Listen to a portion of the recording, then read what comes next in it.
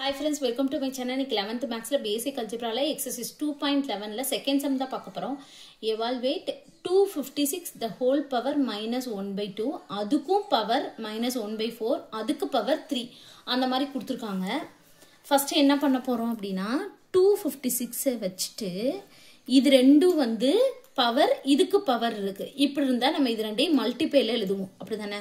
அப்ப அந்த மாதிரி எழுதிக்கோங்க. -1/2 into -1/4 இதுக்கு ஹோல் பவர் 3 அதை எழுதிக்கணும். இப்போ இது ரெண்டையும் நம்ம ஃபர்ஸ்ட் மல்டிப்ளை பண்ணிக்கணும். அப்ப 256 minus into minus plus 1 into 1 1 2 into 4 8 அதுக்கு ஹோல் பவர் 3. சரிங்களா? அடுத்து இது ரெண்டையும் இதுக்கு பவர்ல இருக்கு. அப்ப இது ரெண்டையும் மல்டிப்ளை பண்ணனும் அடுத்து. அப்ப 256 the whole power 1/8 into 3. அப்ப 256 1 into 3 3/8. சரிங்களா? அடுத்து இது 256 நம்ம L divisionல போடணும்.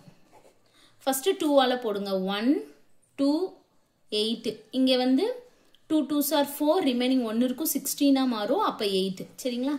அடுத்து 2 இது 6 இது 4. அடுத்து 2 போட்டோம்னா 3 2. அடுத்து 2 போட்டோம்னா 1 6. அடுத்து 2 போட்டோம்னா 8. அடுத்து 2 போட்டோம்னா 4. அடுத்து 2 போட்டோம்னா 2. அப்ப எத்தனை 2 1 2 3 4 5 6 7 8. அப்ப இப்படி எழுதலாம் 2 power 8 ன்னு எழுதலாம் நம்ம. சரிங்களா? அப்ப இந்த 256 க்கு பதிலா நம்ம 2 power 8 எழுத போறோம். the whole power 3/8. இப்போ இது ரெண்டையும் நம்ம மல்டிப்ளைல எழுதணும். அப்ப 2 power 8 into 3/8. 8 8 கேன்சல் ஆயிடும். அப்ப 2 power 3. இது எப்படி எழுதலாம்? 2 into 2 into 2. அப்ப 2 2s are 4 4 2s are 8.